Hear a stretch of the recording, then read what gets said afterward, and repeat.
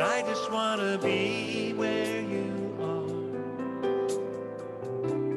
dwelling daily in your presence.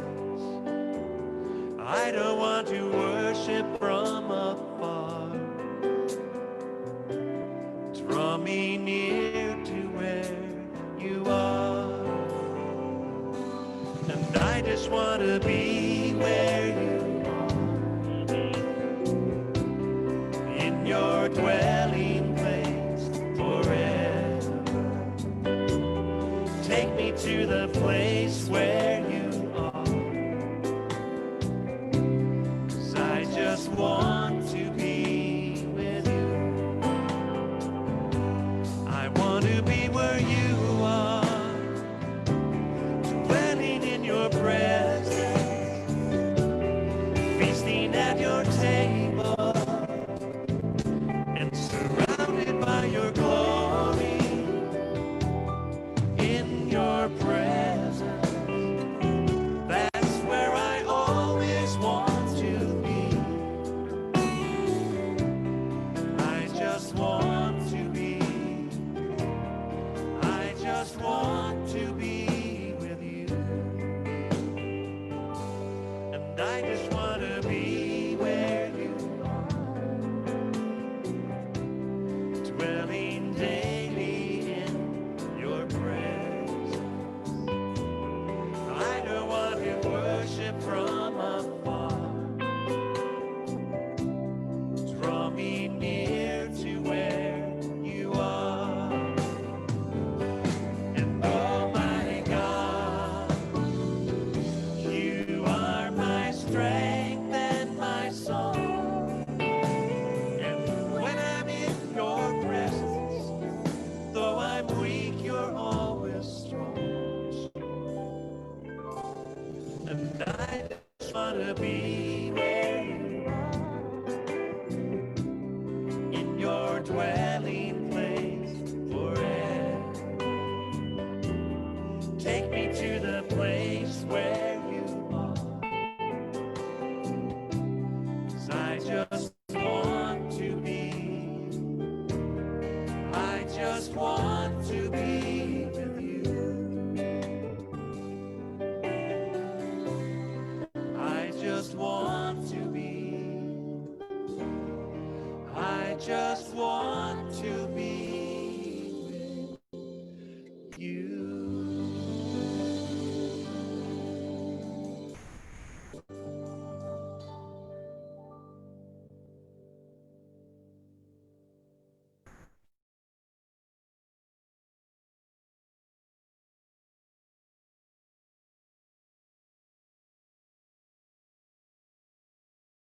My camera.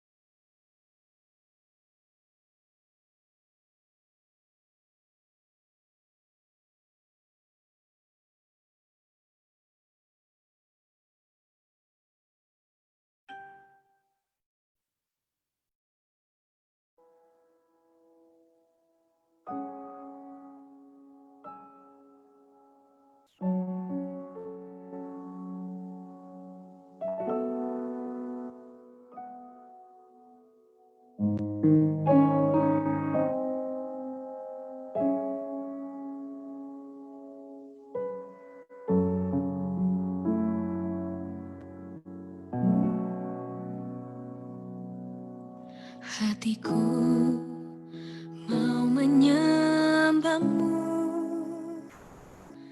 jiwaku merindukan Yesus.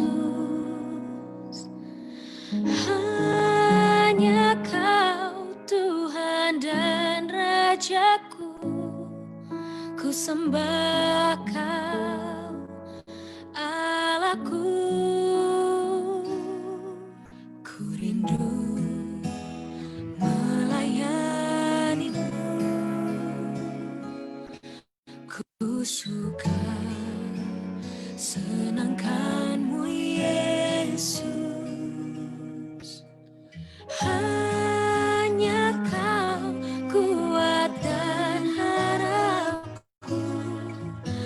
sembah Kau selamanya. Ku sembah Kau, Yesus, ku sembah Kau, segenap hatiku dan kekuatanku. Ku rindu menyembah-Mu, Yesus.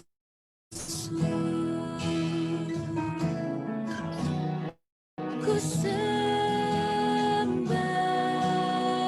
Kau, Yesus, ku sembah Kau, segenap hatiku dan kekuatanku. Ku rindu menyembah-Mu, Yesus.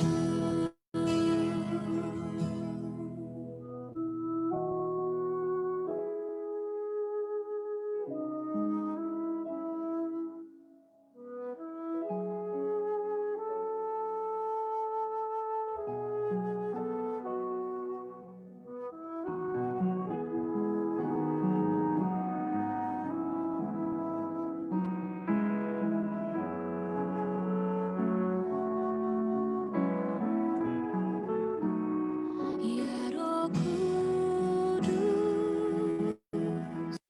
Kau hadir. Roh Kudus, lawatlah hadirat-Mu. Penuhiku waktu ku datang untuk menyembah-Mu.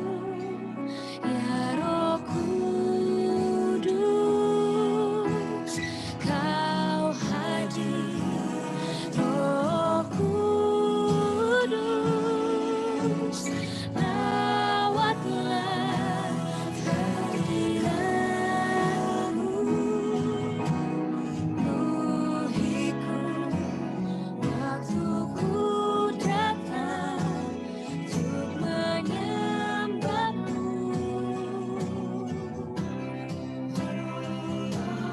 Ku sembah Kau, Yesus, ku sembah Kau, segenap hatiku dan kekuatanku. Ku rindu menyembah-Mu, Yesus, segenap hatiku dan kekuatanku. Ku rindu menyembah-Mu, Yesus.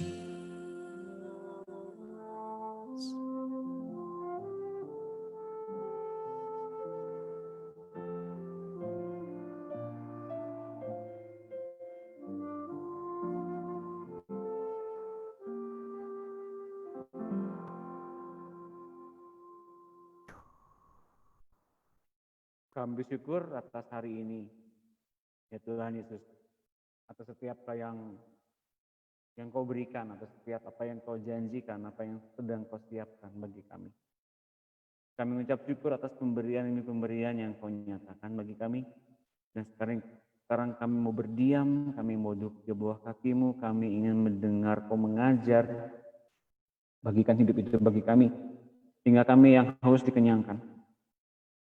Dan setiap yang berbeban, Kau lepaskan, berikan kelegaan. Setiap yang lelah Kau kuatkan. Mari Tuhan berkata-katalah, bangun tubuh kami semua, dihidupkan oleh hidup-Mu, dengan hidup-Mu yang berlimpah-limpah. Mari Tuhan berkata-kata, dengan perkataan-Mu, itu membuat kami sekarang terbuka akan segala sesuatu. Kami hidup dari firman. Terima kasih. Roh Kudus, Engkau juga yang memimpin kami masuk ke dalam kebenaran, Berikan pada kami kuasa untuk mengerti sepanjang pertemuan ini apa yang sedang dibagikan. Hidupkanlah itu di dalam budi kami dan kami dibangun oleh perkataan yang hidup. Terima kasih atas urapan-Mu, atas lawatan-Mu, Roh Kudus. Kami bersuka cita di dalam nama Tuhan Yesus. Haleluya. Amin. Shalom Bapak Ibu sekalian, selamat bergabung, selamat datang, selamat sore. Saya bersuka cita, bersyukur bisa memulai lebih awal. Dan silakan bila hari ini Bapak dan Ibu sekalian mempunyai sebentar ya, mempunyai satu kerinduan untuk membagikan acara ini, silahkan bagikan, repost ulang kembali acara ini bila memberkati Bapak Ibu sekalian. Dan saya percaya di luar sana mungkin ada yang sedang merindukan lawatan Tuhan, bekerja dalam diri mereka dan mereka sedang kebingungan, mereka sedang tertekan.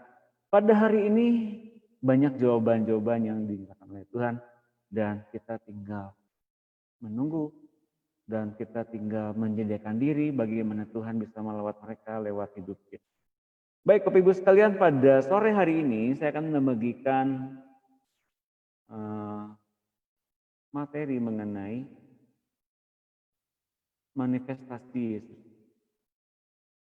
Bila kemarin saya membahas tentang hidup dalam anugerah, hidup dipimpin oleh Roh, pada sore hari ini saya akan membagikan tentang manifestasi Yesus. Bagaimana kita hidup dalam manifestasi Yesus? Bagaimana kita bisa menghidupkan Kristus?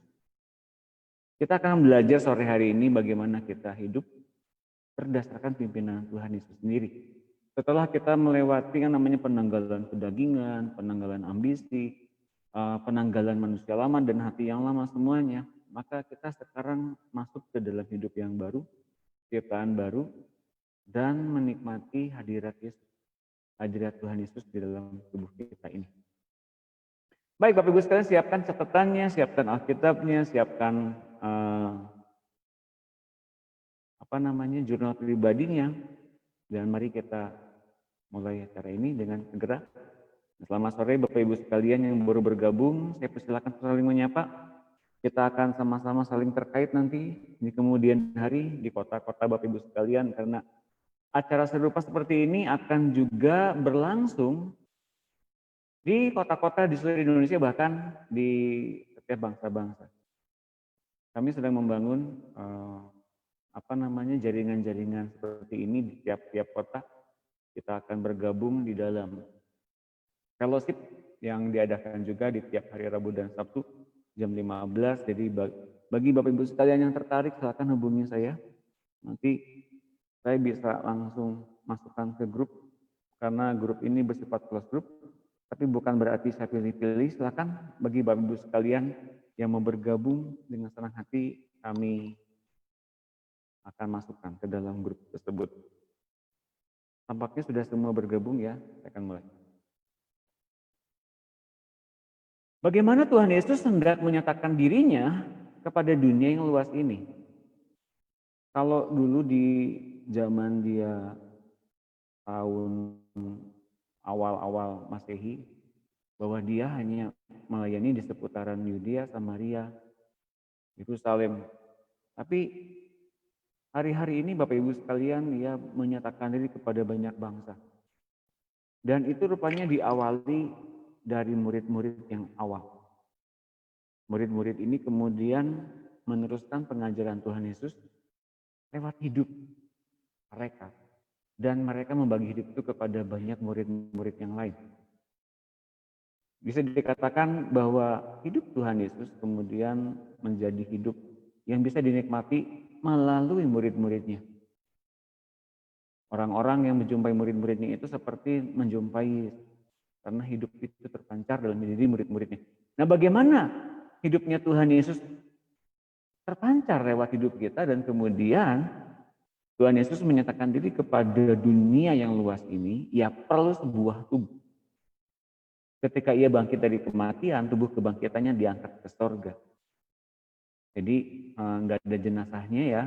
Kalau ada orang yang bilang itu ada kuburannya, ya itu berarti dari pemberitaan yang disebarluaskan oleh pemerintah pada masa itu.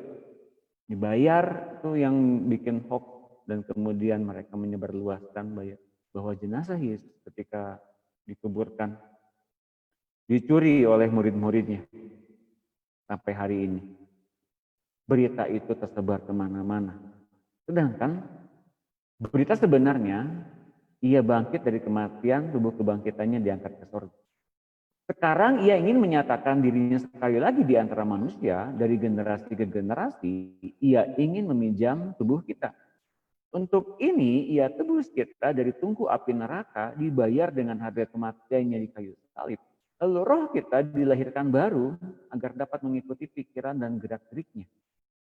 Tetapi semua kepentingan duniawi kita digantungi di kayu salib.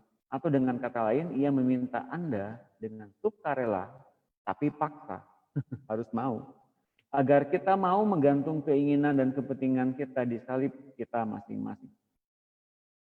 Mau nggak mau, free will itu mesti diserahkan. Benar. Mau tidak mau, free will itu mesti diserahkan. Untuk apa tidak? Karena yang terjadi adalah ini demi keberlangsungan hidup kita di dunia yang akan datang. Dan kita akan bersyukur sekali kalau kita bisa hidup di dalamnya. Kalau hari ini kita terjebak di dalam begitu banyak kepentingan duniawi, bersyukurlah karena kemudian diberitakan berita ini, Bapak dan Ibu sekalian sekarang mengalami terobosan. Oh, berarti begitu ya. Mesti betul-betul menanggalkan. Kalau sekarang banyak sekali diungkapkan tentang kedagingan, tentang ambisi, tentang keinginan itu adalah pintu jahat. Pintu si jahat masuk ke dalam hati dan kemudian kita seolah-olah seperti diperbudak oleh dosa. Karena kemudian kepentingan kita masih berjalan di muka bumi ini, masih hidup. Nah, kemudian kita mau tak mau dipimpin di dalam perhambaan kepada dosa oleh hawa nafsu kita. Dan Tuhan Yesus tinggal satu rumah dengan kita di dalam tubuh ini. Ia tinggal satu rumah dengan kita, satu tubuh tepatnya. Ia penyewa rumah, tubuh kita dijadikan kantornya bekerja, dan kita disuruh pensiun dini. Sementara itu ia mau menunjukkan dirinya kepada dunia melalui kantornya yang baru lewat tubuh kita ini. Tugas kita sekarang hanya sebagai teman berjalan atau kawan sekerja Tuhan di samping dia. Galatia 2 ayat 19, saya ingat ada seseorang yang menuliskan status ini tadi pagi di Facebook. Saya ingat betul itu. Jadi ini rema buat Bapak Ibu sekalian juga pada sore hari ini, lihat. Sebab aku telah mati oleh hukum Taurat untuk hukum Taurat supaya aku hidup untuk Allah. Aku telah disalibkan dengan Kristus. Namun aku hidup, tetapi bukan lagi sendiri aku yang hidup, melainkan Kristus yang hidup di dalam aku. Hidup yang sekarang aku hidupi secara jasmani adalah hidup oleh iman dalam anak Allah yang telah mengasihi aku dan menyerahkan dirinya untuk aku. Bukan sendiri aku yang hidup di dalam tubuh ini, kata Paulus, tapi kemudian ada hidup yang lain, hidup Kristus, yang sebetulnya menghidupi kita. Nah, hidup yang sekarang kita jalani biasanya, yang secara kita nggak sadar, seperti kita dipimpin oleh kedagingan kita sehari-hari. Kita seperti kalau ada pesawat itu berjalan tanpa pilot, tanpa kita sadari. Jalan aja gitu ya, tubuh kita jalan kemana, pengennya kemana, terserah kita juga. Nah, kita kemudian kalau kita sadar dan kita memahami hal ini sampai ke dalam hati kita, pasti ada kekosongan, ada kerinduan yang mendalam. Kayaknya nggak bisa seperti begini terus-terusan. Kayaknya nggak bisa begini terus. Saya ini hidupnya kayak gimana kalau seperti begini? Nanti kayak seperti apa hidupnya setelah nanti misalnya kepikiran meninggal? Bapak dan Ibu sekalian, di dalam setiap kekosongan hidup manusia memang itu diperuntukkan bagi Tuhan. Bahwa Tuhanlah kemudian yang menjadikan Adam menjadi makhluk yang hidup yang asalnya berasal dari tanah liat, debu tanah. Dan ketika menghembuskan rohnya ke dalam patung debu tanah itu, kemudian terciptalah Adam menjadi makhluk yang hidup. Bapak Ibu sekalian, kita tadinya dulunya adalah sebentuk debu tanah yang dihidupkan oleh Roh Tuhan. Namun kemudian berdosa karena Adam, berdosa. Kemudian kita dilahirbarukan lagi oleh Roh yang sudah memenangkan dosa dan maut. Bangkit ke sorga, naik ke sorga, bangkit dari maut naik ke sorga. Kemudian dari situ ia membagi-bagikan roh itu kepada kita semua. Kita ini lebih dari pemenang itu dari situ. Bahwa kita bukan lagi hidup menurut kepentingan diri saja itu udah jelas. Bahwa kalau kita hidup menurut kepentingan pribadi kita saja, nggak ada tujuan yang jelas untuk kita kemudian hidup di muka bumi ini, kita hanya mati kemudian lalu tinggal nunggu dihakimi dan ke neraka. That's it. Cuma gitu aja. Tapi Tuhan kita tidak ingin seperti itu. Tuhan kita masuk di hati kita agar kita membagi hidup Kristus secara sukarela kepada banyak orang. Itu pun kalau kita mau. Tapi kalau kita nggak mau ya kita menjadi orang yang membagi-bagikan apa yang kita punya. Dan itu biasanya terbatas Bapak Ibu sekalian. Bahkan kalau ada yang membagi-bagikan sekarang ternyata orangnya berkhianat, orangnya yang membagi-bagikan jadi mati. Tapi Kristus membagi-bagikan hidupnya kepada banyak orang agar setiap orang memperoleh kehidupan dan kemudian memperoleh hidup yang kekal di dalam Tuhan Yesus. Makanya kita sekarang harus mengerti bahwa kita sekarang ini mendapatkan rema, mendapatkan persekutuan dengan Tuhan, mendapatkan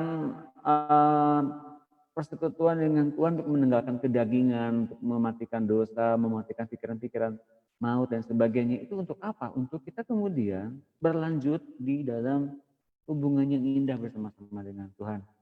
Tidak yang ada yang namanya kekhawatiran, ketakutan, curiga akan penyertaan Tuhan, curiga jangan-jangan Tuhan sedang melakukan apa kepada hidup saya. Kadang-kadang ada begitu ya, tapi kecewa sama Tuhan. Oh tidak, mungkin tuduhan kita saja yang bilang begitu. Kita yang sering kali memandang saya adalah korban dari setiap keadaan yang ada di dunia ini. Bapak Ibu sekalian, kita dilahirkan baru agar kita tidak jadi korban, bahkan kita jadi ahli waris. Ini sangat penting untuk kita ketahui. Kita dikembalikan posisi kita menjadi anak Allah. Menjadi anak Allah artinya kita dijadikan sahabat Tuhan Yesus di dalam satu tubuh ini.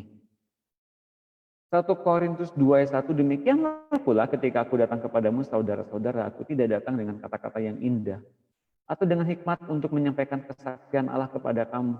Sebab aku telah memutuskan untuk tidak mengetahui apa-apa di antara kamu selain Yesus Kristus, yaitu Dia yang disalibkan. Aku juga telah datang kepadamu dalam kelemahan dan dengan sangat takut dan gentar. Tuhan Yesus yang telah disalibkan, pemberitaan itu adalah pemberitaan yang menghidupkan siapapun. Karena ketika ia disalibkan, ia mematikan dosa dan maut. Anda boleh betul-betul hidup tanpa dosa, tanpa maut, tanpa kekhawatiran, tanpa kecemasan, lewat pemberitaan Tuhan yang disalibkan itu. Mengapa? Ia mematikan betul-betul dosa dan maut. Setiap perbuatan-perbuatan si iblis dihancurkannya di kayu salib itu. Maka Anda dan saya tidak perlu takut lagi akan tekanan, intimidasi, provokasi dari si setan untuk semata-mata menjauhkan kita dari kasih Tuhan. Jangan takut, Tuhan yang telah mengalahkan segala-galanya memberikan kepada kita damai sejahtera. Ibrani 10 ayat 5, kurban dan persembahan tidak kau kehendaki, seperti engkau telah menyediakan tubuh bagi. Jadi Tuhan Yesus ketika diceritakan di Ibrani ini oleh Paulus, ketika Paulus mendapatkan rema dari kitab Mazmur tentang Daud, bahwa Paulus melihat bahwa ketika Tuhan Yesus melihat ada orang yang sedang lahir baru, ternyata kerajaan Allah bersorak. Malaikat-malaikat melihat ada satu orang bertobat bersorak. Mengapa? Karena kemudian orang itu yang bertobat dan kemudian lahir baru itu menyediakan tubuh untuk Tuhan Yesus bekerja di dalamnya. Menyediakan diri agar Tuhan bergerak di dalamnya, bernafas di dalamnya, beroperasi di dalamnya. Mengerjakan hal-hal yang indah di dalam di dalam tubuh manusia. Setiap manusia yang membuka hati kepada Tuhan Yesus, termasuk saudara dan saya. Kemudian bagaimana ia dapat berkata bahwa kita akan dapat melakukan semua yang ia lakukan, bahkan lebih besar dari yang pernah dilakukannya dahulu.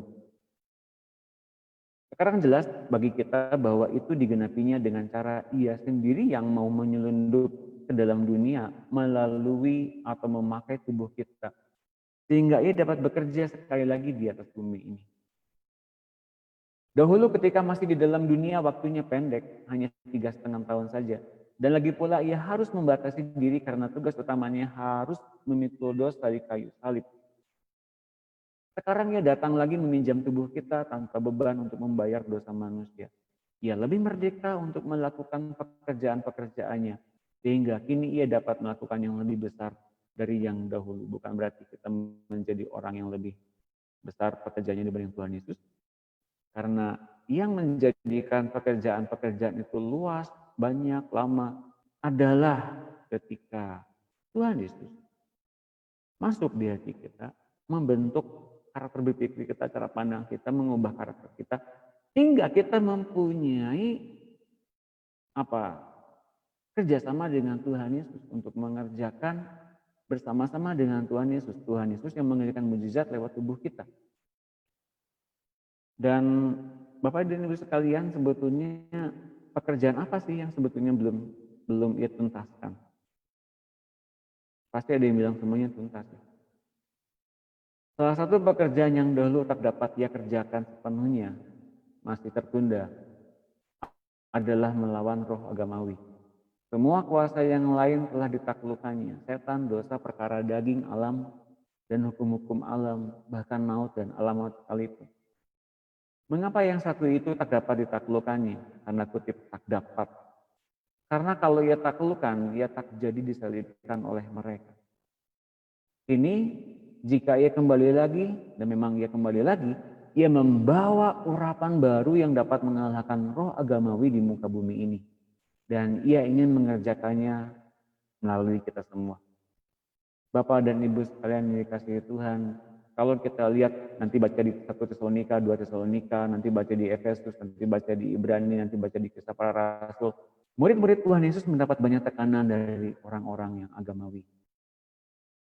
Benar, kalau dilihat di Kisah 4, Kisah 5, Petrus dan Yohanes, sebetulnya itu yang dijebloskan ke dalam penjara, dan kemudian Paulus dan Silas di Kisah Para Rasul berikutnya dan berikutnya. Tapi yang paling jelas di Kisah 4 dan 5, di Kisah 4 dan 5 itu dua rasul-rasul nggak disebutin namanya. Di penjara, tapi nggak disebutin namanya. Kenapa ya? Nama itu nggak penting. Siapa yang beritain Injil, beritain firman, nggak penting. Yang terpenting adalah siapa yang di dalamnya. Pesan apa yang disampaikannya, itu yang paling penting. Nggak penting siapa Doni Yunus, nggak penting siapa dan apa latar belakang Doni Yunus. Pekerjaannya apa tuh nggak penting. Yang penting pesan yang disampaikan Tuhan lewat dirinya. Yang disampaikan Tuhan lewat siapapun yang menyampaikan khotbah, yang menyampaikan teguran, yang menyampaikan didikan, yang menyampaikan firman, pengajaran, apapun siapapun dia, latar belakang apapun dia. Yang penting siapa dan pesan apa yang disampaikan Tuhan lewat mereka. Bapak Ibu sekalian, Kisah 4 dan 5 itu enggak disebutin dua rasul yang dijebloskan ke penjara, yang dibebaskan oleh malaikat Tuhan. Padahal selnya tertutup rapi dan penjaga-penjaganya masih lengkap di depan. Namun di Kisah 4 dan 5 itu enggak disebutin namanya siapa. Mengapa? Enggak penting siapa namanya, yang penting Tuhan yang kerja. Jadi hari ini kalau kita betul-betul mengerti tentang pekerjaan Tuhan, biasakan diri untuk tetap tersembunyi dalam kehidupannya Tuhan Yesus. Kita bukan menjadi selebgram, kita bukan menjadi kata isi saya celebrate,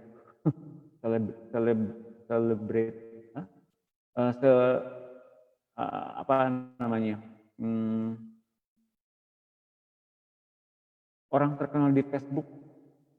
Jangan. Dengan banyak follower, dengan banyak yang nonton. Oh, jangan cari yang itu, jangan. Yang paling penting orang mendengar siapa Tuhan yang disampaikan oleh kita. Kalau hari ini Bapak Ibu sekalian banyak menuliskan status update dan banyak orang terbangun oleh pengajaran Bapak Ibu sekalian, bersyukurlah dan pertajam lebih lagi agar menjangkau banyak orang lewat tulisan Bapak Ibu sekalian. Yang paling penting Tuhannya yang bicara, Tuhannya yang menuliskannya. Tuhan yang menuliskan di dalam hati setiap orang yang merindukan Tuhan, pasti akan dijamah oleh Tuhan. Yohanes 14 ayat 12, sesungguhnya aku berkata kepadamu, siapa saja yang percaya kepadaku, ia akan melakukan juga pekerjaan-pekerjaan yang aku lakukan, bahkan pekerjaan-pekerjaan yang lebih besar daripada itu.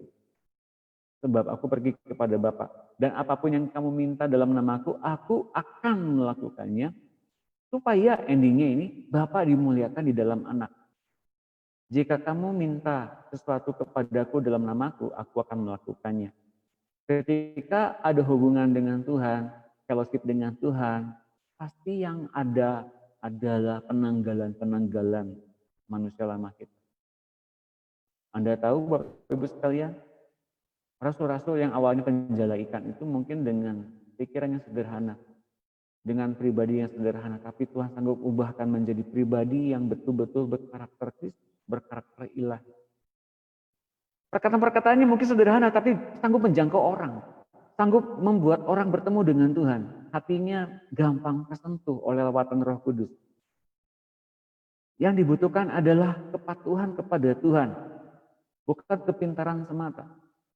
Yang dibutuhkan adalah mau enggak ngikutin Tuhan, bekerja.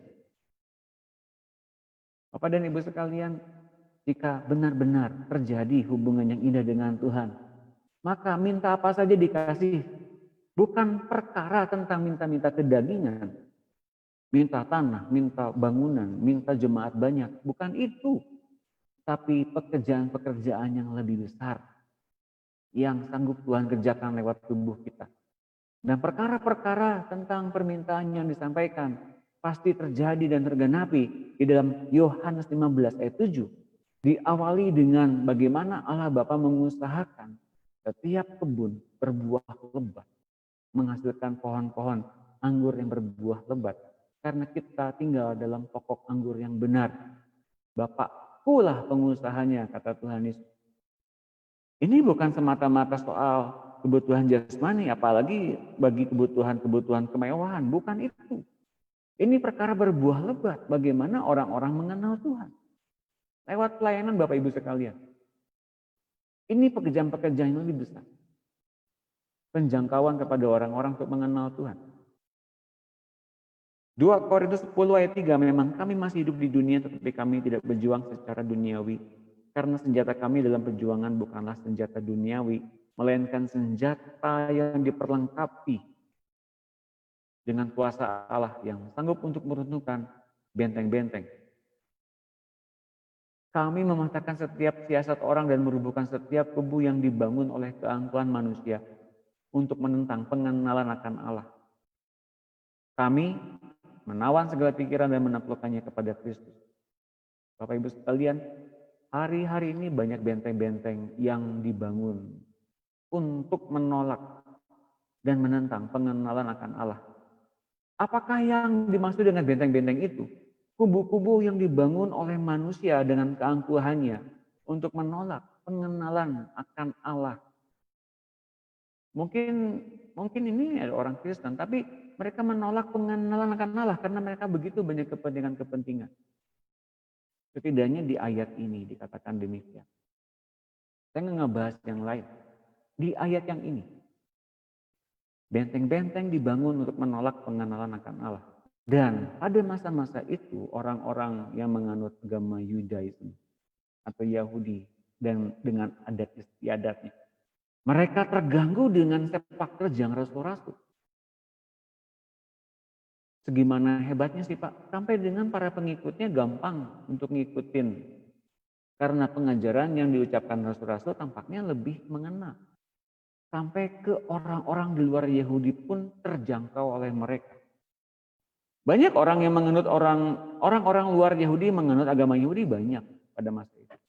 Tapi oleh pemberitaan Paulus lebih banyak lagi orang convert ke pengikut Kristus.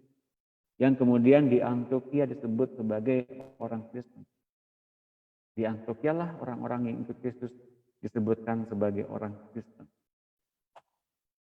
Tetapi apa yang dilakukan oleh murid-muridnya? Kami menawan segala pikiran dan menaklukkannya kepada Kristus. Kalau dalam terjemahan bahasa Inggrisnya, terjemahan di King James, NIV, ini dalam bentuk obedience. Benar-benar tentang obedience, bukan soal ya pokoknya nurutlah, pokoknya ngikutin, tapi ngedumel gitu. Enggak, ini soal obedience. Soal bagaimana pikiran dan hidup kita betul-betul obey kepada Tuhan. Takluk tentang obedience. Maka Bapak Ibu sekalian, bagi kita semua yang dibilang sukses dan berhasil, itu Tuhan bukan berarti ditandai dengan adanya berkat-berkat jasmani yang melimpah. Bukan, tapi tentang segimana kita taat dan mampu memperoleh setiap hal yang Tuhan janjikan secara pribadi kepada kita. Itu yang paling penting. Itu tandanya kita berhasil. Harta apapun itu ternyata di dalam persekutuan dengan orang percaya. Mereka yang punya harta menjual, mereka yang punya kepemilikan tanah menjual semuanya. Untuk kemudian diserahkan di bawah kaki rasul-rasul dan kemudian mereka hanya mengambil bagian mereka yang mereka rasa perlu saja. Dan mereka hidup berkecukupan. Saya nggak nyuruh Bapak dan Ibu sekalian menjual harta dan menjadi orang yang memecah-mecah roti di rumah masing-masing seperti apa yang kisah Rasul katakan di dalam Alkitab. Enggak. Nggak seperti itu Bapak Ibu sekalian, tapi ngikutin bagaimana ternyata mereka mempunyai prosper yang sebetulnya. Prosper itu apa? Kemakmuran yang sebetulnya. Mereka betul-betul nggak terikat lagi dengan apa yang dinamakan dengan harta duniawi, tapi mereka mengambil apa yang perlu saja. Mengambil apa yang perlu mungkin termasuk orang-orang yang masih terbilang kaya juga, Bapak Ibu sekalian. Karena mereka bersuka cita, karena mereka memiliki harta yang sesungguhnya di sorga. Nah, ini menjadi satu kebangunan rohani bagi banyak orang pada masa itu. Karena mereka mengerti tujuan hidup mereka sekarang. Oh, ternyata untuk itu ya. Untuk hidup yang sebetulnya. Tentang sukacita yang dikerjakan oleh Roh Kudus. Makanan dan minuman tidak membuat kita dekat kepada Tuhan. Akhirnya mereka makan dan minum secukupnya saja. Amsal 21-22, orang bijak dapat memanjat kota pahlawan-pahlawan dan merobohkan benteng yang mereka percayai. Ini benteng merupakan satu bentuk penolakan pengenalan akan Allah. Kalau tadi kita baca di 1 Korintus. 2 Korintus 10 ayat 3. Nah, Yesus ingin seluruh dunia percaya kepadanya dan mempermuliakan Allah Bapa. Bagaimana hal itu dapat terjadi? Harus ada demonstrasi yang meyakinkan melalui pekerjaan-pekerjaan yang besar. Seperti yang pernah dilakukan oleh Tuhan Yesus sendiri. Siapa yang melakukannya? Seorang hamba Tuhan yang amat diurapi sekalipun tak akan mampu meniru Tuhan Yesus sedikit pun. Hanya bila ia sendiri hidup dalam diri hamba Tuhan itu, baru hal itu dapat terjadi. Dalam Yohanes 10:37, jikalau aku tidak melakukan pekerjaan-pekerjaan Bapakku, janganlah percaya kepadaku. Tetapi jikalau aku melakukannya dan kamu tidak mau percaya kepadaku, percayalah akan pekerjaan-pekerjaan itu, supaya kamu boleh mengetahui dan mengerti bahwa Bapa di dalam aku dan aku di dalam Bapa. Setiap pekerjaan-pekerjaan yang Tuhan Yesus lakukan untuk memberitakan kabar sorgawi, Injil Kerajaan Allah, memberitakan siapa Bapa yang ngutus Tuhan Yesus, itu pekerjaan-pekerjaannya dia. Dan kalau banyak orang tidak mempercayai, bahkan sukar mempercayai, apa yang membuat orang-orang nggak percaya atau bimbang atau bahkan ragu? Loh, ini siapa ini? Emang kerjaannya apa? Ya, ada tukang kayu. Bapak dan Ibu sekalian, kata Tuhan Yesus, setidaknya percayalah akan pekerjaan-pekerjaan itu. Supaya kamu boleh mengetahui dan mengerti bahwa Bapa dalam aku dalam Bapa. Tuhan ngomong soal hubungan. Tuhan ngomong soal fellowship. Hubungan dia dengan Bapaknya itu gimana? Sekarang ini kalau ayat ini jadi rema buat kita, kalau sekarang itu dibalikan kepada kita, hubungan kita dengan Tuhan Yesus itu seperti gimana sih? Apakah kita sudah ada seperti apa yang Tuhan Yesus nyatakan pada masa itu, Bapa dalam aku dalam Bapa. Aku dalam Tuhan, Tuhan dalam aku. Apakah sepasti itukah kita di dalam Tuhan? Aku dalam Tuhan, Tuhan dalam aku. Ini ngomongin soal bagaimana eratnya hubungan kita dengan Tuhan. Keeratan kita, hubungan kita dengan Tuhan ditandai dengan adanya karakter yang semakin diubahkan serupa seperti Kristus. Maka sepanjang saya membagikan sesi tentang mengenal suara Tuhan atau mendengarkan suara Tuhan ini, yang paling banyak 80% adalah pengubahan karakter hati lama yang ditanggalkan dan lebih banyak mendengar hati yang baru. Baru kita mengenal tentang istilah Bapa dalam aku dalam Bapa yang Tuhan nyatakan. Rahasianya begini. Ketika Yesus masih dalam kandungan, ya, Maria datang ke rumah Elizabeth. Elizabeth tiba-tiba mendengar ucapan dari Maria. Elizabeth penuh dengan Roh Kudus dan bayi dalam kandungannya melonjak. Bayi itu yang kemudian dikenal sebagai Yohanes Pembaptis. Dan Yohanes Pembaptis saat mendengar Maria menyapa itulah, maka dia penuh dengan Roh Kudus. Juga bersama-sama dengan Elizabeth.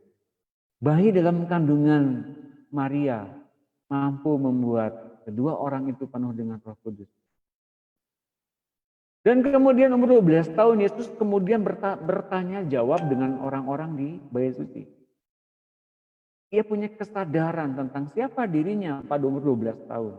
Ia mengenal siapa Bapak sebetulnya. Bukan Yesus.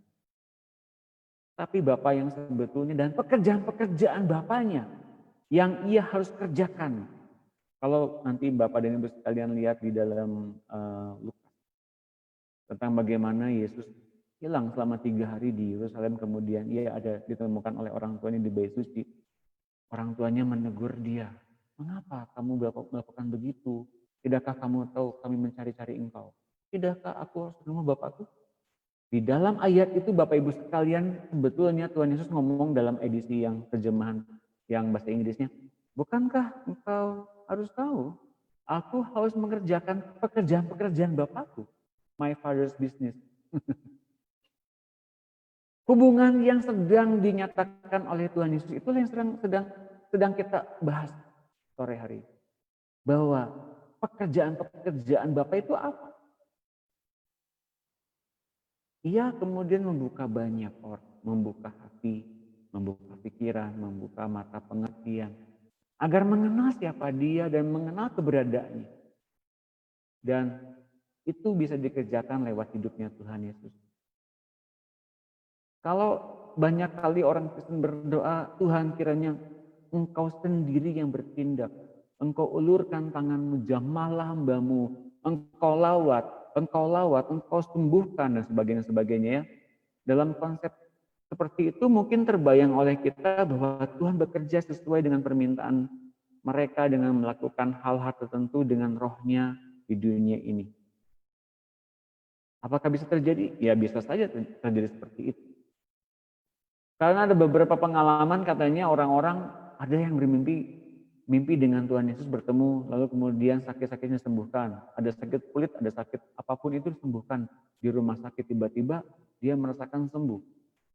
Itu mungkin benar. Saya percaya aja. Tapi sebetulnya yang sedang dia ingin kerjakan, hal itu bisa saja terjadi dengan cara yang lain. Dengan cara apa? Dengan cara Tuhan membutuhkan tubuh manusia untuk dipakainya mengerjakan hal-hal yang diminta oleh orang-orang yang berdoa. Tuhan Engkau lawat, Tuhan Engkau datangi, Engkau sembuhkan. Lalu kemudian permintaan itu didengarnya dan ia utus seorang hambanya untuk datang ke tempat orang yang sakit itu. Ia harus mengirimkan hambanya untuk menjawab doa itu. Jadi mengapa doa orang-orang yang berseru-seru dengan sungguh-sungguh itu tak terjawab pada hari-hari ini? Banyak orang mungkin di sana sini, banyak orang berseru-seru kepada Tuhan, Tuhan sembuhkan, sembuhkan. Dan mereka nggak sembuh-sembuh. Jawabannya adalah karena memang Tuhan tak punya orang atau kekurangan orang untuk dikirim. Kekurangan orang sebagai pengerja. Yeremia 1 ayat 7, tetapi Tuhan berfirman kepadaku, janganlah katakan aku ini masih muda. Tetapi kepada siapapun engkau kuutus, haruslah engkau pergi, dan apapun yang kuperintahkan kepadamu, haruslah kau sampaikan. Janganlah kita melihat kelemahan-kelemahan kita, ketidaklayakan kita masih lahir baru dan sebagainya. Tapi siapapun saja, kepada siapapun Tuhan utus, haruslah orang itu pergi. Dan apapun yang Tuhan perintahkan untuk kita berdoa, berdoakan kepada orang yang kita suruh, yang kita datang kepadanya. Haruslah kita sampaikan. Inilah yang dimaksudkan dengan kita memiliki kesempatan untuk memanifestasikan Yesus di muka bumi ini.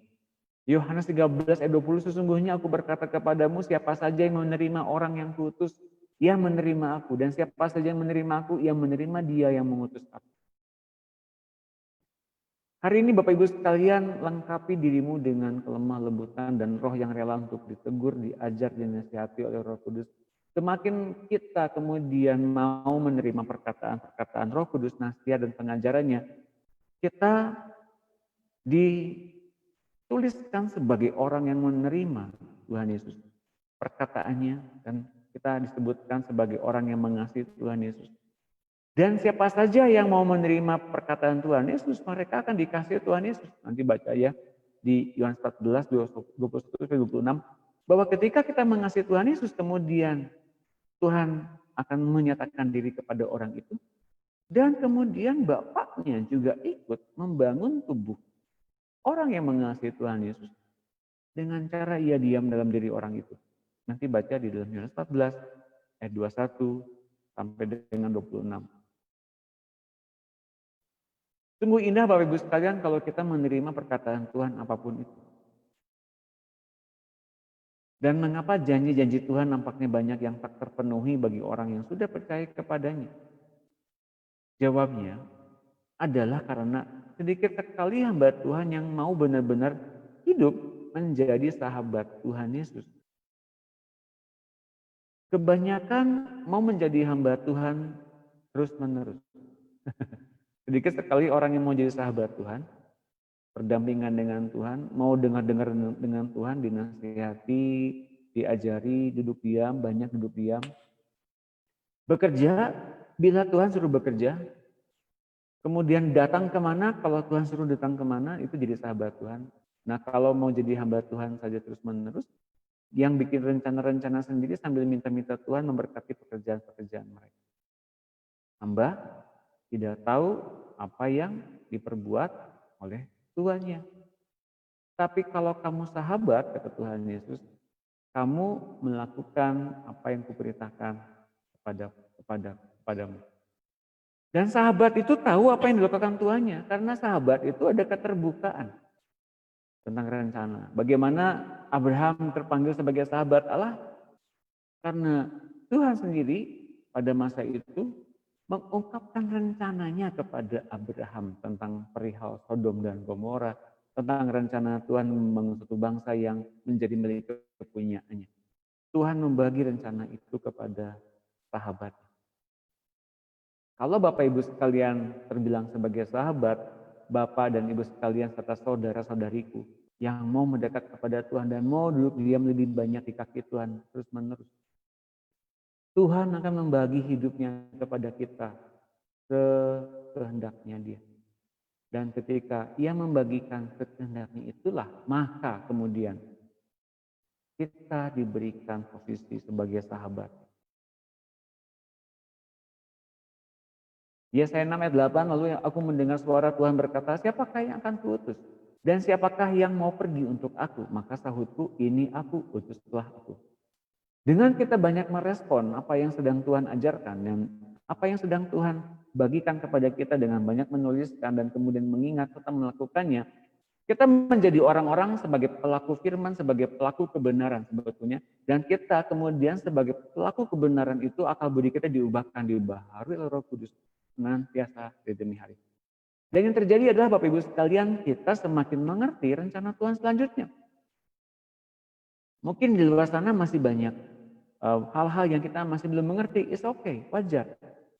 Tapi dengan perlindungan Tuhan, dengan tujuan yang semakin jelas, bagaimana kemudian kita lahir baru untuk apa, kemudian apa yang Tuhan kerjakan dalam hidup kita itu, apa yang sudah dikerjakannya bagi kita, kemudian kita mengenal setidaknya kita itu tujuan hidup kita mengarah ke sana. Di luar sana mungkin banyak yang kita nggak tahu, it's okay. Tapi yang penting tujuan hidup Tuhan yang membagikan hidupnya kepada kita, untuk kita ngapain, udah jelas, lakukan. Setidaknya kalau engkau memilih bekerja sebagai hamba Tuhan, entah itu full heart atau full timer, entah itu karena engkau mengasihi Tuhan dan merindukan Dia bicara dan melakukannya, oke, lakukan saja. Nanti lama-lama tahu apa yang sedang Tuhan berikan hook-nya kepada kita. Bapak dan Ibu sekalian mengerti ya panggilan itu. Nah, itu yang sedang Tuhan kerjakan masing-masing bagi siapa saja yang mendekat kepada Dia. Untuk kemudian kita mempunyai sepikir dan sehati dengan Tuhan Yesus. Bayangkan ya, Tuhan pencipta langit semesta, alam, surga, neraka, malaikat-malaikat, mempunyai kesepikiran dan kesehatian dengan kita. Itu indah loh. Karena dari dulu ia mencari sahabat-sahabat yang dapat menolong dia. Menolong untuk kemudian menjadi sehati, sepikir, tahu kerinduannya, tahu rencananya. Dalam setiap hal yang ia hadapi. Dia bikin planning loh. Dia bikin perencanaan yang besar. Perencanaan yang besar diantaranya adalah begini. Banyak orang merindukan hadirat Tuhan. Banyak orang yang merindukan kesembuhan. Banyak orang merindukan pemulihan. Banyak orang yang merindukan pengajaran Tuhan. Banyak orang di sana sini. Bagaimana mempertemukan mereka satu sama lain dengan cara yang dipaparkannya dengan jelas. Entah itu lewat mimpi, entah itu lewat pengajaran di Facebook seperti ini, entah itu lewat sosial media apapun. Pokoknya semuanya terhubung dalam satu kasih. Diikat oleh kasih Tuhan. Dan yuk kita mulai terhubung dengan rencana yang besar ini Bapak Ibu sekalian. Karena ini kerinduan Tuhan. Karena ini adalah rencana Tuhan yang tergambar dengan jelas. Hingga ia membangun bangsa pilihannya sendiri yang tergabung dalam satu tubuh, namanya tubuh Kristus. Tubuh Kristusnya besar. Orang-orang di dalamnya jadi tangan, jadi kaki, jadi telinga, jadi hidung, dan sebagainya. Tapi semuanya enggak menjadi yang lebih tinggi, yang lebih superior. Enggak, semuanya sama-sama anggota tubuh Kristus. Sama-sama saling merendahkan hati, satu dengan yang lain. Sama-sama saling lemah lembut.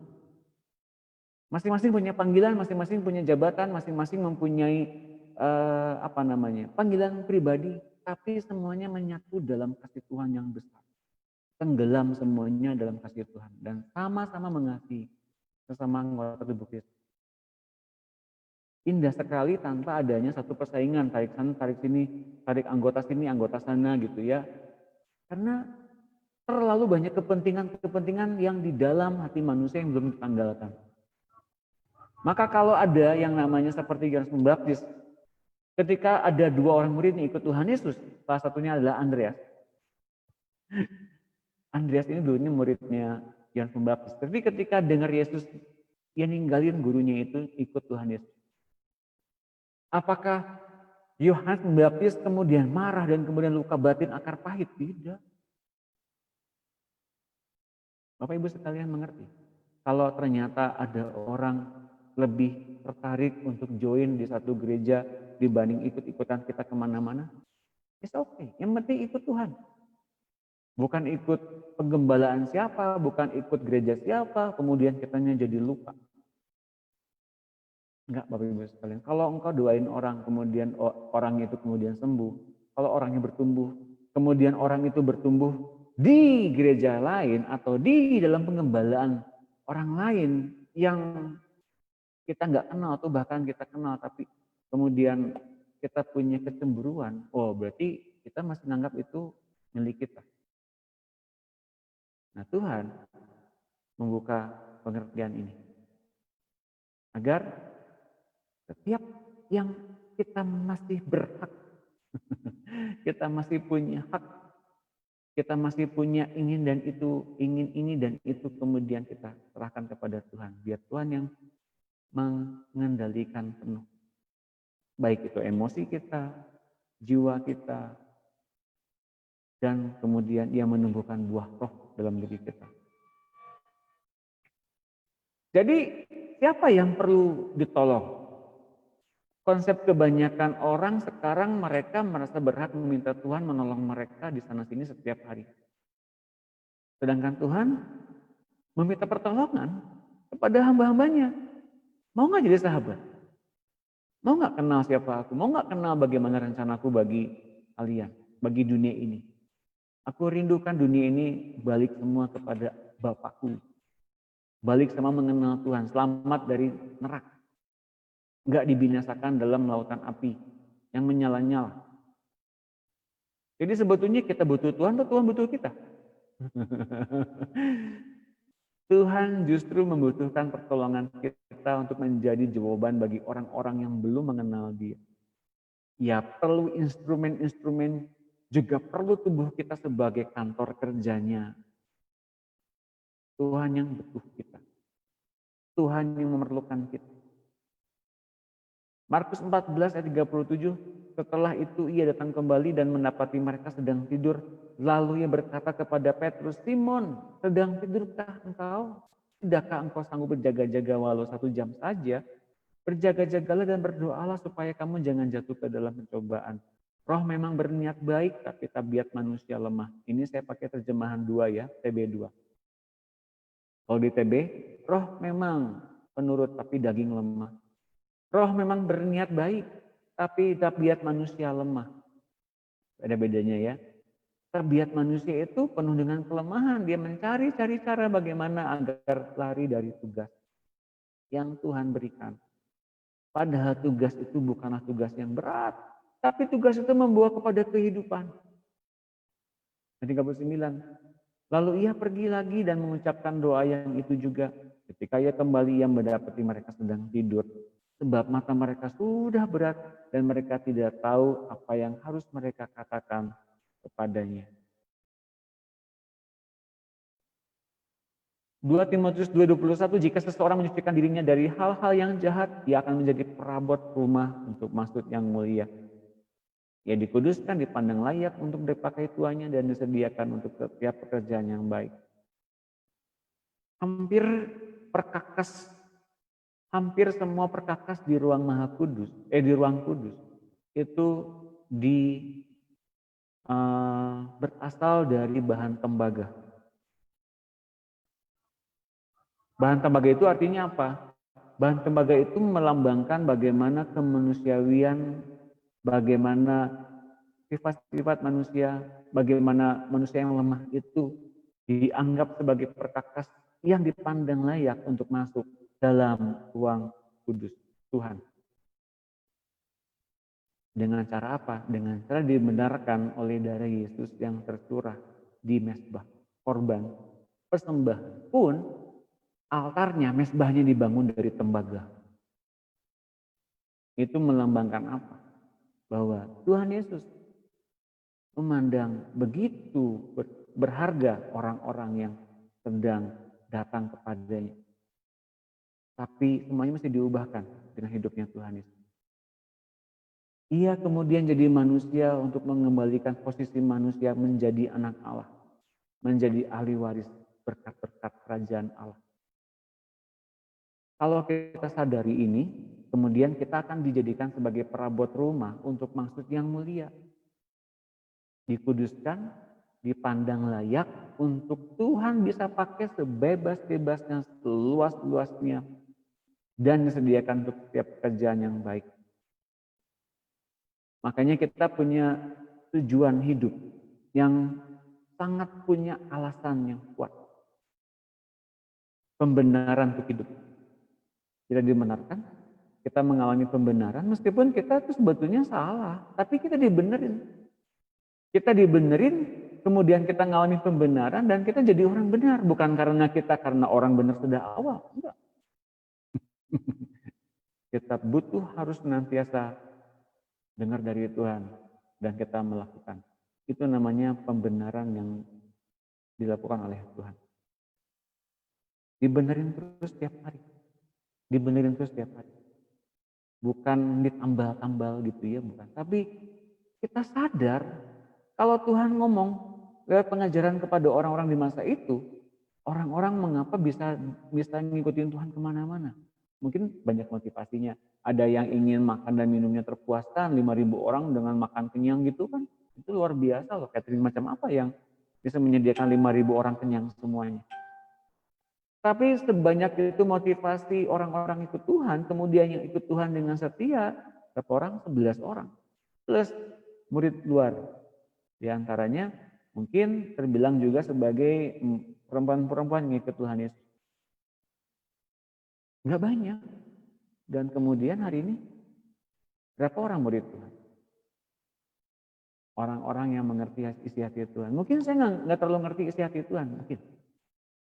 Tapi setidaknya saya ngerti, oh saya mesti lakukan ini dengan setia. Udah itu aja. Mungkin apa yang saya tahu sedikit, tapi membuat saya yakin ketika Tuhan panggil untuk begini begitu, saya ngerjain apa yang Tuhan mau dari diri saya. Itu cukup buat Tuhan. Mengapa? Kemudian Tuhan naikkan lagi levelnya kepada kita masing-masing. Karena kita mempunyai potensi yang sama dengan Dia. Seorang guru mesti tamat pelajarannya seperti gurunya. Itu yang Tuhan mau. Lukas 6 ayat 40 ya. Harus tamat seperti gurunya. Itu yang Tuhan mau. Dan kemudian mungkin banyak orang di akhir zaman ini banyak mengkhotbahkan tentang Tuhan Yesus. Oke, itu baik, nggak salah. Pada akhir zaman ini Tuhan Yesus hendak menyatakan dirinya sendiri melalui kita. Bukan lagi kita yang harus mengkhotbahkan tentang Tuhan Yesus. Semua orang udah tahu, Tuhan Yesus penuh dengan kasih, ya saya tahu. Semua orang udah tahu. Tapi bukan lagi kita yang mengkhotbahkan tentang siapa Yesus. Tapi kemudian yang sekarang dilakukannya adalah Ia sendiri yang akan berkhotbah, berbicara, bergerak, menyembuhkan orang lewat hidup kita. Seperti pada zaman dulu Ia datang pertama kali ke dunia ini, Ia datang bercerita tentang kerajaan sorga dan kerajaan Allah, disertai tanda-tanda ajaib dan meneguhkan beritanya. Jadi kemudian akan ada banyak sekali manifestasi Yesus bermunculan di mana-mana di atas muka bumi ini. Yang endingnya adalah semakin banyak orang berjumpa pribadi selain dengan Tuhan Yesus, berjumpa berhadap-hadapan dengan Bapa Surgawi. Markus 16 ayat 8, lalu mereka keluar dan lari meninggalkan kubur itu, sebab kegentaran dan kedahsyatan menguasai mereka. Mereka tidak mengatakan apa-apa kepada siapapun juga karena takut. Dengan singkat mereka sampaikan semua pesan itu kepada Petrus dan teman-temannya. Sesudah itu Yesus sendiri dengan perantaran murid-muridnya memberitakan dari timur ke barat berita yang kudus dan tak terbinasakan tentang keselamatan yang kekal itu. Sesudah itu Yesus sendiri dengan tubuh murid-muridnya memberitakan dari timur ke barat berita kudus dan tak terbinasakan tentang keselamatan yang kekal itu.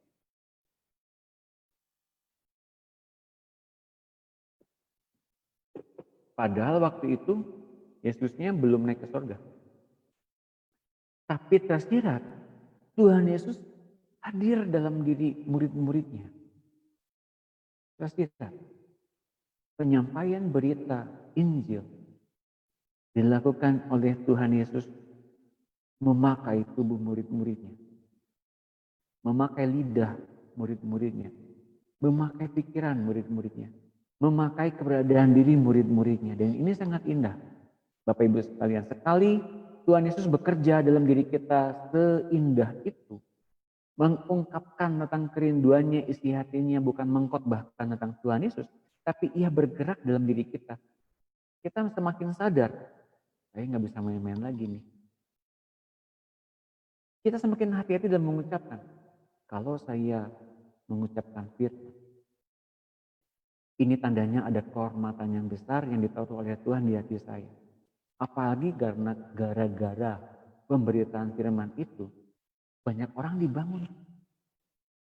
Bapak Ibu sekalian, kalau Anda melihat ada revival besar-besaran, karena Anda bicara, dan kemudian banyak orang bertobat, banyak orang mengalami lawatan Tuhan yang luar biasa, maka Anda, Bapak Ibu sekalian, serta saudara-saudari, Anda harus lebih hati-hati dalam hidup. Karena semakin banyak manifestasi dan semakin sering manifestasi Yesus dalam hidupmu, berarti hidupmu itu sedang diarah untuk satu tujuan yang pasti. Manifestasi Yesus harus benar-benar tumbuh dan kemudian memberikan dampak yang indah bagi banyak orang. Tapi sekali banyak orang melihat kelemahan kita atau kedagingan kita yang masih muncul, mereka bisa gugur dan bertumbangan. Berapa banyak orang-orang Kristen melihat para hamba-hamba Tuhan yang kemudian terpeleset, punya pikiran-pikiran kedagingan, punya kejatuhan-kejatuhan, dan itu masih sebetulnya dalam tingkatan yang diperkenankan untuk melihat seberapa banyak yang masih ada kedagingan yang masih harus ditanggalkan oleh Roh Kudus. Kemudian banyak orang terlanjur menghakimi hamba-hamba Tuhan itu dan kemudian, semua orang Kristen sama.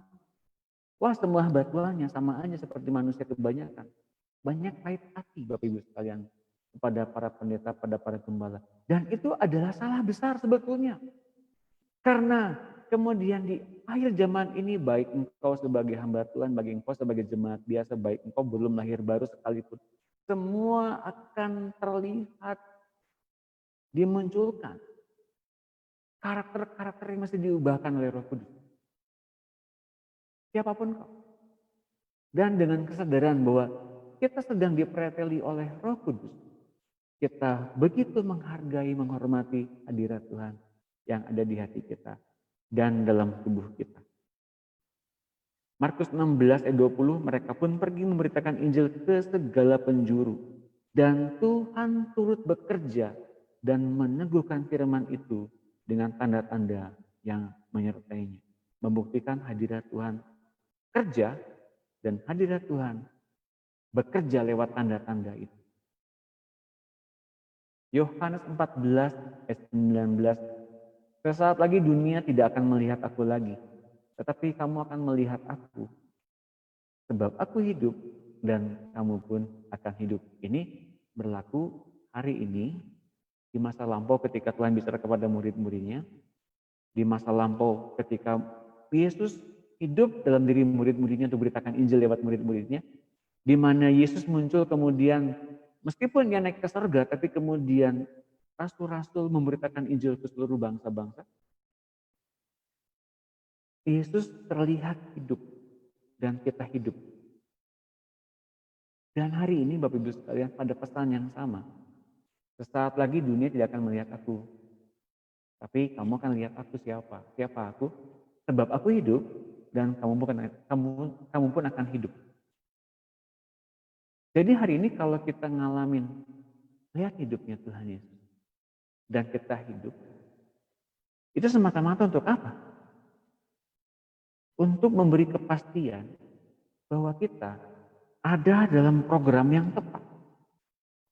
Ayat 20 lihat, pada waktu itulah kamu akan tahu bahwa aku dalam Bapakku dan kamu dalam aku dan aku di dalam kamu. Programnya Yesus itu mesti hidup di dalam kita. Pekerjaan-pekerjaannya seperti bagaimana yang persis yang ia ingin perbuat, bukan yang persis yang ingin saya perbuat.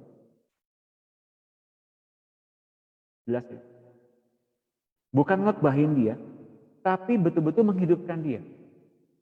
Ayat 21, siapa saja yang memegang perintahku, dan melakukannya, dia yang mengasihi aku. Siapa saja yang mengasihi aku, ia akan dikasihi oleh Bapakku, dan aku pun akan mengasihi dia dan akan menyatakan diriku kepadanya. Dan kemudian di ayat 23-nya jawab Yesus, jika seseorang mengasihi aku, ia akan menuruti firman-Ku, dan Bapakku akan mengasihi dia, dan kami akan datang kepadanya dan tinggal bersama-sama dengan dia. Bagaimana caranya agar Bapa menjadikan tubuh orang percaya menjadi tempat kediaman, kantor Bapa, kantor kerajaan Allah di muka bumi ini? Seseorang mesti ngasihi Tuhan Yesus yang ditandai dengan nurut apa yang dikatakan Tuhan. Maka ketika kita nurut kepada Tuhan, Bapa di sorga melihat orang yang mengasihi itu, kemudian mereka, Bapa dan Tuhan Yesus, akan datang kepada orang itu dan tinggal bersama-sama dengan orang itu dalam satu tubuh. Baru disebutkan sebagai aku dalam kamu, kamu dalam aku. Tuhan Yesus harus mengosongkan dirinya dari segala sifat keilahiannya agar dapat menjadi sama seperti manusia, hanya tidak berdosa. Itu ketika ia turun ke dunia menjadi sama dengan manusia. Sampai mati di kayu salib. Dengan prinsip yang sama, setelah ia memperoleh manusia, orang percaya sekarang harus mengosongkan dirinya dari segala sifat kemanusiaannya agar menjadi serupa dengan Yesus dalam kemuliaannya. Filipi 2 ayat 7 melainkan telah mengosongkan dirinya sendiri dan mengambil rupa seorang hamba dan menjadi sama dengan manusia. Bapak Ibu sekalian, dan kemudian respon Yohanes Pembaptis ketika mendapati bahwa Andreas dan temannya kemudian ngikutin Yesus, meninggalkan dia sebagai gurunya, ada guru yang baru yang lebih wah gitu ya. Tapi dia bilang dia nggak luka batin, dia nggak pahit hati, dia nggak sakit hati karena murid ngikutin Yesus. Dia bilang begini, ya harus semakin besar, tapi aku harus makin kecil. Siapa yang datang dari atas adalah di atas semuanya. Siapa yang berasal dari bumi adalah dari bumi. Dan berkata-kata tentang hal-hal di bumi. Siapa yang datang dari sorga adalah di atas semuanya. Ia bersaksi tentang apa yang dilihatnya dan yang didengarnya. Tetapi tidak seorang pun yang menerima kesaksiannya itu. Siapa yang menerima kesaksiannya itu, ia mengaku bahwa Allah adalah benar. Sebab siapa yang diutus Allah, dialah yang menyampaikan firman Allah. Karena Allah mengaruniakan rohnya dengan tidak terbatas.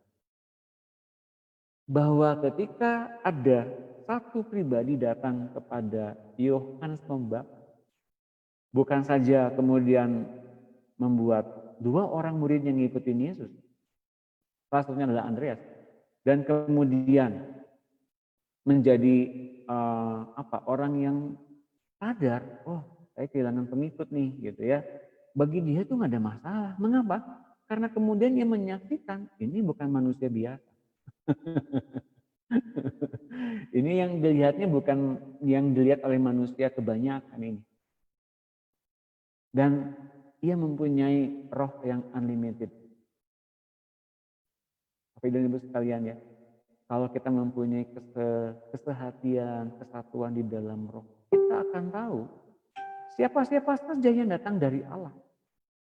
Karena dalam diri kita itu ada satu pengertian demi pengertian. Saling lemah lembut, saling mengasihi, saling menyapa. Oh ini saudara, ini sama-sama keluarga. Mas ada keluarga yang saling menyakiti. Keluarga Allah.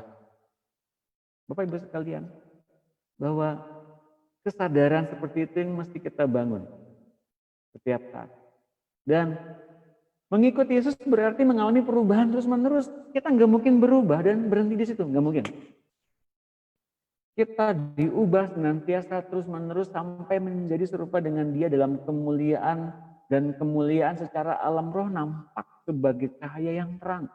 Tetapi di dalam hidup secara materi, kemuliaan nampak di dalam karakter seseorang. Nah ini yang paling penting. Kalau di dunia roh kan terang ya, wah terang Pak. Tapi kalau di dalam materi, hidup di dunia seperti manusia kebanyakan itu terpancar dalam apa? Karakter. Kalau karakternya belum diubahkan, oh Pak, dia mah bercanda Pak.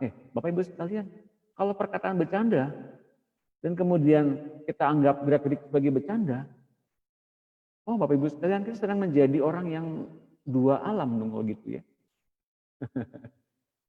Apa yang muncul dari hati keluar, apa yang muncul dari mulut keluar dari hati. Jadi nggak ada yang namanya oh, dia sedang berkelakar, dia sedang bercanda. Enggak, betulan itu. Real. Dalam 2 Kor 3 ayat 18, kita semua mencerminkan kemuliaan Tuhan dengan muka yang tidak berselubung. Karena kemuliaan itu datangnya dari Tuhan yang adalah roh, maka kita sedang diubah menjadi serupa dengan gambarnya. Dalam kemuliaan yang semakin besar. Kita sedang diubah. Sedang diubah artinya perubahan yang terus-menerus terjadi di dalam jiwa dan nyawa. Pembaharuan akal budi dan dalam kehidupan yang karakternya semakin mirip dengan Tuhan Yesus. Yang jarang dibahas oleh orang-orang adalah perubahan tentang hidup, tentang karakter dalam darah, dalam kehidupan. Kalau Bapak dan Ibu sekalian masih ingin lebih jelas lagi tentang bedanya jiwa, tubuh, roh, dan nyawa, silakan dicek lagi rekaman-rekaman sebelumnya. Dan sebisa mungkin kalau Facebooknya masih terlalu banyak gitu ya di Facebooknya, silahkan saja kunjungi channel YouTube saya Donius RTM karena banyak video-videonya yang menjelaskan tentang bedanya jiwa dan nyawa dan tubuh serta roh. Hati lama, hati baru, dengan suara Tuhan, dengan suara hati sendiri, dengan suara setan. Ada bedanya banyak. 1 Yohanes 2 ayat 6, siapa yang mengatakan bahwa ia ada di dalam dia, ia wajib hidup sama seperti Kristus telah hidup. Sama seperti Kristus telah hidup, kita wajib di dalam kehidupan itu. Saudaraku, Bapak Ibu sekalian, tahu tidak ketika Tuhan Yesus datang ke Yerusalem, ia mengendarai seekor keledai. Keledai itu ketika masuk terbayang nggak ya? Banyak orang yang menghamparkan jubahnya untuk kemudian keledai itu lewat. Tahu nggak yang ia bawa itu siapa? Tapi kemudian dia memandang, wah mungkin dalam hatinya ya, dalam jiwanya, dalam otaknya gitu. Wah banyak orang menghormati saya nih, padahal saya kan keledai. Ini yang dinamakan dengan Christophorus. Kita akan mengalami kemuliaannya bila menjadi pembawa Yesus atau Christophorus. Seperti kemuliaan seekor keledai muda yang dipakainya masuk Yerusalem. Markus 11 ayat 7. Lalu mereka membawa keledai muda itu kepada Yesus dan mengalasinya dengan pakaian mereka. Kemudian Yesus naik ke atasnya. Banyak orang yang menghamparkan pakaiannya di jalan. Ada pula yang menyebarkan ranting-ranting hijau yang mereka ambil dari ladang. Orang-orang yang berjalan di depan dan mereka yang mengikuti dari belakang berseru, Hosana, terpujilah dia yang datang dalam nama Tuhan. Terpujilah kerajaan yang datang. Kerajaan Bapa kita Daud. Hosana di tempat yang tinggi. Keledai muda itu nggak sadar apa yang sedang ia bawa di punggungnya. Mungkin banyak orang menghormati dia dan jarang-jarang nih ada orang yang begitu menghormati saya. Tapi yang ia bawa adalah pencipta langit dan bumi. Bapak dan Ibu sekalian, seringkali kita membawa hidup kita membawa kehidupan yang egosentris, yang masih egois. Tahu nggak? Bahwa kita membawa hadirat Tuhan. Kita membawa kehormatan Tuhan. Kita membawa kemuliaan Tuhan kemanapun. Kita ini adalah citra diri image Tuhan yang luar biasa. Bisa dibilang begini. Kalau memang Tuhan ada di hati kita, bisakah kita bilang, Tuhan yang ada dalam diri saya sedang memanifestasikan kuasanya. Tapi kemudian perkataan kita jauh dari perkataan Tuhan. Pikiran kita jauh dari pikiran. Oh Bapak Ibu sekalian, kalau kita sekarang hidup seperti apa yang kita layaknya ingin hidupi, yang masih bisa bisa merasakan kesenangan, masih hidup, ya kan harus seimbang Pak, duniawi ada, surgawi ada, ya nggak bisa begitu juga Bapak Ibu sekalian. Ingatlah bahwa kita sedang membawa hadirat Tuhan, kemuliaan Tuhan. Entah Bapak dan Ibu sekalian seorang pengerja kah, seorang hamba Tuhan kah, pendoa syafaat kah, atau sebagai bisnismen, sebagai swasta, sebagai siapapun, atau hanya pekerja biasa saja, karyawan biasa. Tapi kalau engkau membawa Tuhan, membawa namanya, membawa kemuliaannya, membawa hadiratnya, engkau menjadi orang yang sungguh-sungguh berharga bagi kerajaan Allah. Dan karakter kerajaan Allah, karakter Kristus terpancar di hatimu, engkau sedang membawa kehormatan itu kemana-mana. Semakin kita memperlihatkan kehormatan Tuhan, karakter kita yang demikian indahnya, kita sedang memuliakan Allah kita yang di surga. Kita tundukkan kepala, kita berdoa. Terima kasih Tuhan Yesus, Engkau hadir, Engkau melawat, Engkau menikmati hadirat-Mu. Kami nikmati semua. Kami menikmati hadirat-Mu, kami menikmati lawatan-Mu, kami menikmati perkataan-Mu. Silakan Tuhan, Engkau ubahkan hati kami senantiasa agar kami sanggup memandang Engkau. Kami sanggup sampai kepikiran bahwa kami sedang membawa-Mu kemana-mana kami pergi. Dan kami tidak boleh ceroboh lagi, kami tidak boleh gampang sakit hati lagi. Kami tidak boleh gampang untuk marah. Kami tidak boleh gampang untuk menunjukkan siapa kami secara ego. Dan Tuhan, kami minta diajar untuk jadi hidup seperti-Mu. Terlebih Tuhan, kami minta untuk kami diubahkan hati kami. Kami minta kepada-Mu Roh Kudus, ketika kami dapat kebenaran pada malam hari ini, Roh Kudus silakan Kau ubah menjadi akal budi yang terang benderang, mudah taat kepadamu. Hingga ketika kami menampilkan hidup Kristuslah yang terpancar, bukan hidup kami lagi. Kami menampilkan karakter berpikir Kristuslah yang terpancar, bukan cara pandang kami yang dulu lagi. Roh Kudus, tolong kami untuk kami mampu masuk ke dalam alam pikiran ini. Alam pikiran yang disembunyikan bagi manusia biasa, tapi bagi kami yang rindu hadirat Tuhan, ini terbuka bagi kami dan kami mohon Roh Kudus. Kami ingin hidup dalam setiap pikiran-pikiran itu. Bahwa kami menjadi pembawa kemuliaan Tuhan dimanapun kami hidup dan kami berada, dan kami ditempat oleh kerajaan Allah. Agar kami menjadi terang dan jadi dampak yang baik bagi sesama kami. Kuasai kami, keberadaan diri kami merindukan hadirat Allah bekerja memulihkan dan juga memulihkan orang-orang yang kami temui. Dalam nama Tuhan Yesus kami mengucap syukur hari ini. Amin. Terima kasih Bapak Ibu sekalian. Salam hangat dari saya. Dan kiranya hari ini Bapak dan Ibu sekalian diberkati. Dan sampai jumpa besok pada jam yang sama. Bertemu dengan saya lagi, Don Yunus dalam Pemuridan Online. Selamat malam. Tuhan Yesus memberkati.